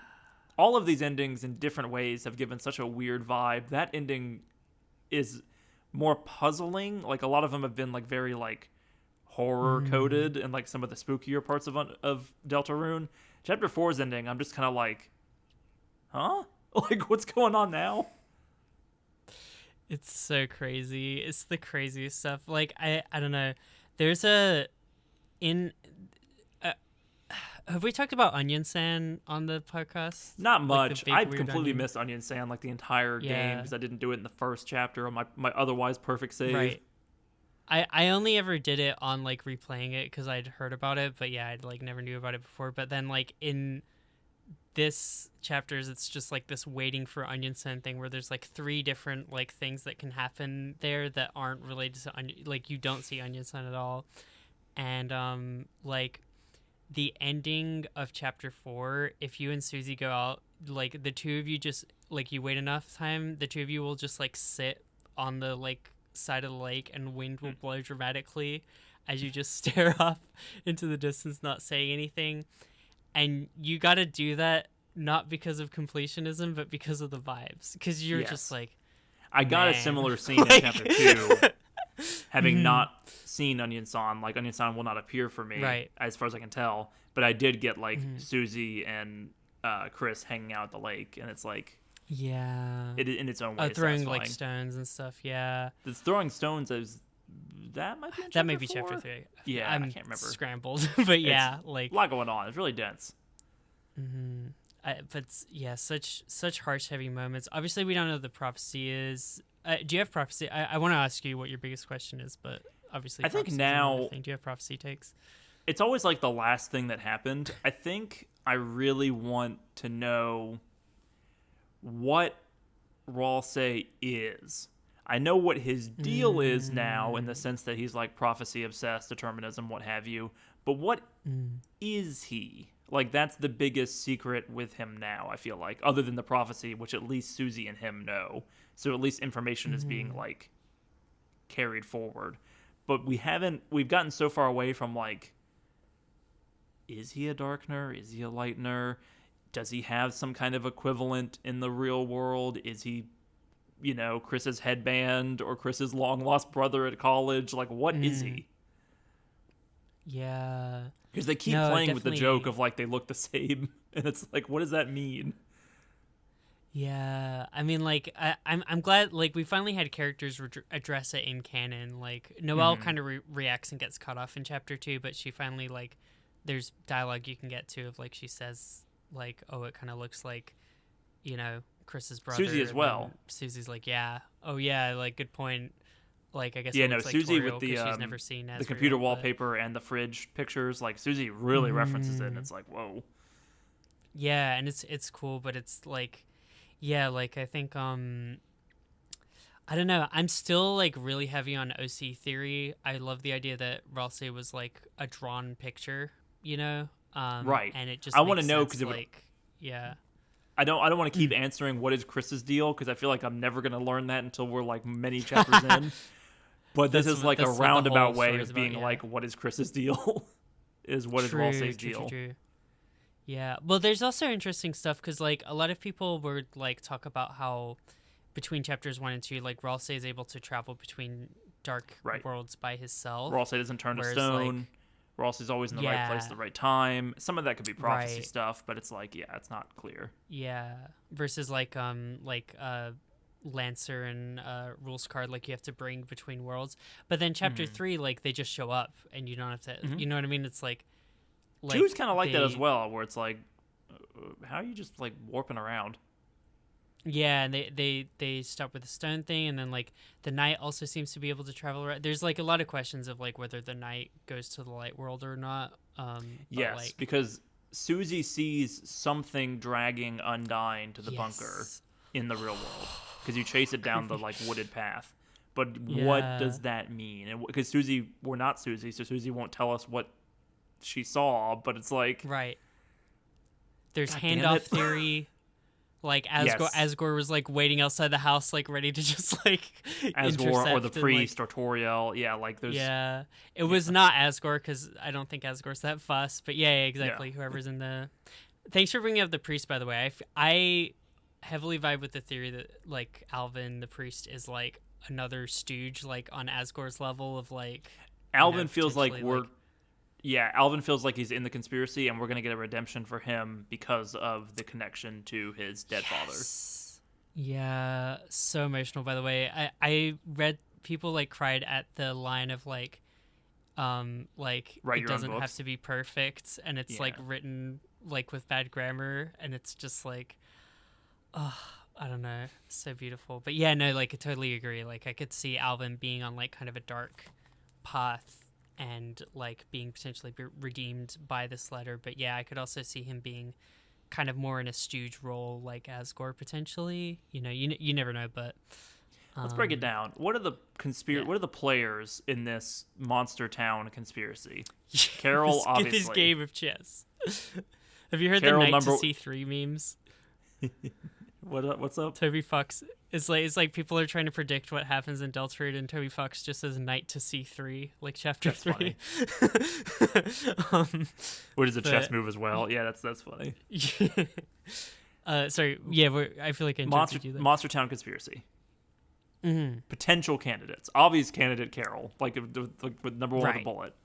She's doing something shady. Other obvious one, Asgore. Mm-hmm. Less obvious, Toriel. Mm-hmm. Sans. Papyrus. Alvin. Anybody I'm missing? Like, who else is potentially in this weird... Like, who are more suspicious characters in town? Yeah. Undyne, so there's but Undyne's Papyrus gone. Who... Yeah, Undyne seems like a victim at this point pretty firmly. Mm-hmm. Like, Alphys seems like out of the loop. Toriel, to me, she's not a... She's she's maybe a little bit Harmony Cobell. Like, she's a complicated woman. But I don't think that she's, like, in the conspiracy to me. Papyrus is a, like... steadily reaching the level of like Gaster as just like a blank check that can be deposited anywhere, where it's just like he's just not in the game, so like people are like, to me Papyrus is just entirely a gag. I don't think it doesn't matter at all. Yeah, it's so hard to know, like is this gonna be like a punchline, or is it gonna be like, oh yeah, I've been like, yeah, like, are we gonna call in the like prosecutor and it's Papyrus or whatever? But yeah, I don't know, like I guess those are the relevant people. And then there's interesting one I've been seeing go around, which is Rudy, which would be so upsetting. Rudy is Noelle's father. Yes, I would 100% in bed all the time. Because Rudy, it's like Rudy, like anyone with antlers is a candidate for the night. Or right. it could be like the gag in Undertale where it's like Undyne's a fish. It's like silhouettes. He's known for playing with silhouettes. Like it could just be like they're not antlers at all. Fuck you. Yeah. They're actually Christian crosses, and this is a Evangelion thing. Right. But thank you for reminding me of Rudy, because Rudy 100% is on the suspicion board. Which is so sad, because I love him and I don't want him to betray me, but I mean, it just makes sense. And the whole like Knight coughing raspy voice over the phone, like if you theorize that the phone voice is the Knight, like and is the Knight Rudy, and like is him going around and being the Knight like tiring him out, and like that's part of what his sickness is. But I feel bad even saying this. Like, I'm sorry, Rudy. I think that you're fine. I haven't thought this until just now. Okay, disproved. Disproved. I disproved it, because if you go to the candles and pray, and you can choose who to pray for. If you choose to pray for Noelle, Chris prays for Noelle's father. Maybe you could still argue that Chris knows that the Knight is Rudy and is still praying for him because he's in a tough position, but I would argue that that's like his illness is real because Chris is like praying for it in that moment. You know what I mean? I would argue that is who we are praying for because it's a choice that we make. You know what I mean? But that's unclear. That makes sense. True. But it's like Chris. Some decisions feel ways. like Chris, right? Like what Chris draws on the window in the diner is like a Chris choice. Right. But it's kind of like the candle prayer one is one where like you choose Noelle and then Chris prays for Rudy. And like depending on what you choose, Chris is like more or less enthusiastic. If you choose like Azrael, Chris for some reason is like not enthusiastic about it, which like maybe that's because Azrael is completely fine. Maybe you could read into it even more for some stuff, but like it seems Did you like steal Azrael's pocket money? To go to the diner, I felt so bad, but I don't want to miss the diner time. scene. I was like, I think I stole it on my first playthrough, but I think on my second playthrough, like I was like, you know what? Like, I don't think Chris wants to take the money. Like, it says you reluctantly borrow $5 or whatever. But then once you get to the diner thing, I'm like, okay, like Chris and Susie need to have this moment in the diner funded by Azrael. Like, this has to happen. Such a sweet scene as well. So That's also such a emotional, like younger sibling, older sibling thing too. Like, yeah. even though we're hanging out with like weirdo cat people and dinosaur girls and whatnot, it all feels so like. You know how people talk about like Stranger Things, like 80s nostalgia? This all feels like 2010s nostalgia to me of like, yeah, I was in high school through the 2010s, and it's like, it just feels like spot on and perfect. Yeah, I mean, I'm all the references to as shitty an Flash oldest- games on computers, and yeah. As an oldest child, I may not like feel it as deeply, but like my younger brother who has also played this game was telling me that like, yeah, like all the Chris stuff like has really hit them as like the like being compared to their older sibling and being neglected kind of thing. Like, I'm like, it's real. Like, it gets people. It understands humanity. It's a very good game. It does. I fall back on was Toby Fox like a kid who tried to play a piano and wasn't good enough at it, and also an older sibling and also a younger sibling and also an only child? Like, he feels like he's the amalgamation of every like Gen Z experience. Was he an angsty woman bully, or was he a like beat up non-binary child, or was he everyone? Exactly. Or was he the friends we made along the way? A little bit of that as well. So gorgeous. The conversation feels like it's maybe wrapping up. Do we have God, I feel like I want to do more useless speculation, but that's gonna be proven wrong. There's so much we could talk about. We've talked about gameplay. We've talked about visuals. I want a quick shout out to the music. I flew through chapter 4, so I didn't really like let it sink in as much. But man, every single key change and song between the 3 different Dark Worlds that you visit, like music is as usual, like at the forefront, or could easily be the best part of the game. But the rest is also so good as well that it's like, how do you judge it? Yeah, I've already shouted out like probably my favorite track, which is Wise Words, and also the follow-up Hammer of Justice, which is the like boss battle fight with he comes to save the day. Yeah, beautiful. Yeah, and then number 3 I guess would be when he comes to save the day, which is also like reusing that same kind of like motif and theme. Beautiful stuff. Do you have any standout ones? Obviously you said you haven't maybe listened deeply to all of them yet, but yeah, I really like the Rock Band song like a lot. Yeah. I like Rise Up Your Bat or whatever. I think it's super catchy and good, and it's already made it to the running playlist, which is the highest honor for me. Yes, I'm gonna send you a cover that people did where like someone's actually like singing the vocals of that song. It's so good. It was Which made version? to be sung like the real vocals like or the all safe and kiss the mom goodnight. Yep, and have a funny hat or whatever. I want to make that version. That's so funny to me. There's like one there's like a version I think when you're replaying it in like the minigame replay section where like Ralsei like gets too into it and like suddenly is like screaming. Yeah, and then looks embarrassed. Is, like called and the sprite is called like Ralsei cussing or something like that. It's so funny.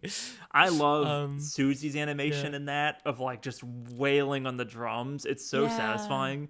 I do want to say that like I have so many final points. The sprite work in these chapters is like on a next level. Like doing the quick stealth sections where you look like Scooby-Doo silhouettes and oh my god, I forgot the other funniest thing is the stealth section where each one another guy joins your party and is going incredible. The costuming of like being the cool like gangster costumes. Edgy. The rocker costumes. The fact that they give Ralsei and Chris dinosaur costumes in one like channel flip and they give you all cowboy outfits for like 1 second and they make Ralsei a horse for one gag. Like there is such a attention, like it feels like a real like jump in quality in terms of like we're gonna not just have this great, admittedly great, but like pretty heavily used like Susie laughing pose. and their little like pose that they do to start the chapter every time. Like we're gonna have like 18 of them, and they're all gonna be so perfect. Like or the Susie like and Chris almost... fucking around in the church, and like anyway. Yes. The almost like rotoscoped like beautiful Chris playing the piano scene that like they had a specific person animate that shot because it's just so beautifully done, and you can tell. Like it's such a increase in quality. Absolutely. There's so much to this game. I could gush for another like hour, but yeah, we can start wrapping it up. Mallory, I have deprived you of my first S ranking because it is not my turn to rank. It is your turn to rank because I'm evil and I pitched chapters 3 and 4. Can I somehow rank it as stop making like just make a new rank on my thing that stop making sense and somehow that counts? Mallory, no, it's that's TV not the time. bylaws. You know the rules of this game show. Are you going to be a big shot? Do your best. It's TV time. We need to hear that. It's TV time. That was okay. I'll work on it. I want to try. It's TV time. It needs the distortion. Like, how do you do distortion in real life? It's TV time. I'm scaring Penny the cat. But yeah, where do you rank it? Hey, for the folks at home, say it with me. Oh my god. Not only are they going to get, like, slammed by the audio gag you do every time, but you actually shouted it at me. It scared me. You had to feel it. I did have to feel it. This is how I show my love. Made it in my mind because blame it on my ADD, baby. This is the best thing ever. I love Deltarune. Obviously better than Undertale, and we're not even halfway. We're, I guess, halfway through. I don't know. Yeah, the easiest ranking of my life. Get that straight to the top of the tiers. Beautiful, beautiful, beautiful. It's very good. I should have had the true thing on my glasses the whole time. When I was True. There you go. Some ways. I'm really squandering this visual gag that I'm trying to. For the listeners, I have Queen's glasses on. We didn't even acknowledge barely my Queen cosplay because it's the second episode I'm doing it. Or my Tenna cosplay. Makeup. Or the Tenna cosplay. Very, very, very beloved. important. I put equally as much effort into mine. I love it, but yeah, no, I've been squandering the fact that I have these like cool digital glasses on the whole time. The headache-inducing glasses. Yes, that I warned Sam at the top of the podcast. I'm like, yeah, there is an expiration date on my ability to talk because I am very sensitive to wigs and I'm very sensitive to even tying my hair up will like just give me a headache so quickly. And yeah, these glasses definitely pinch. But that's not Toby Fox's fault. That's not Toby Fox's fault. But yeah, no, we're wrapping up here. Deltarune is fantastic, but you'll never hear me say it or see it on a tier list until 2026. But yeah, when Chapter 5 comes out... We gotta really hope that the week that Chapter 5 comes out like lines up with when I'm able to pitch. Like, we're gonna be wrestling for which one of us is gonna get to pitch that one.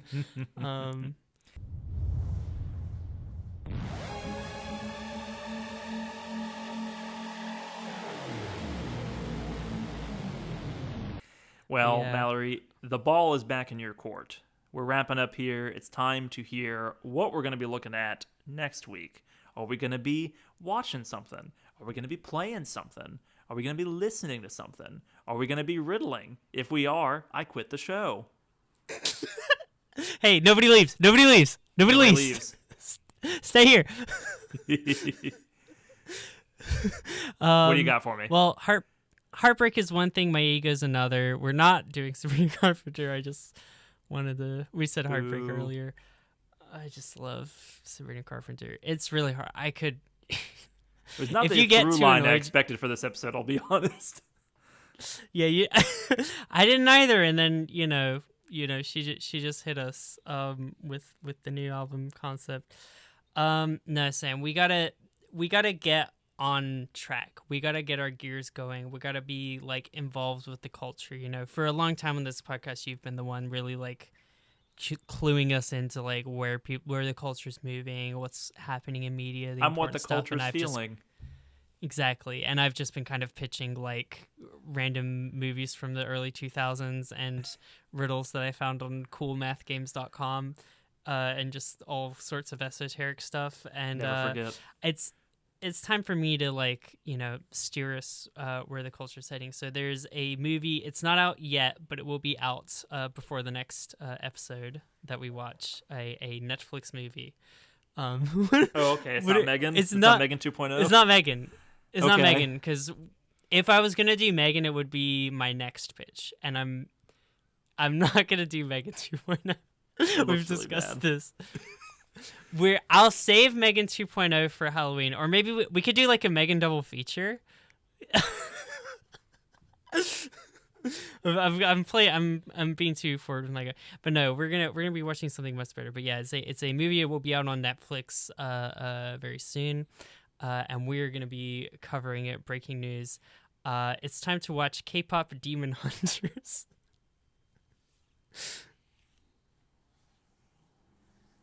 I was like, I haven't heard of this. What's it going to be? Okay, Let me so do a quick Google here. let me give K-pop. you let me just pitch you, okay? Plus No. points. I don't trust you. Okay. Have you ever heard of a movie called The Spider-Verse? And the animation people who made that. I have. Is this like Temu Spider-Verse? Like, what am I looking at here? It's the same animators. Aren't Probably they not working on the Phil third Lording. one?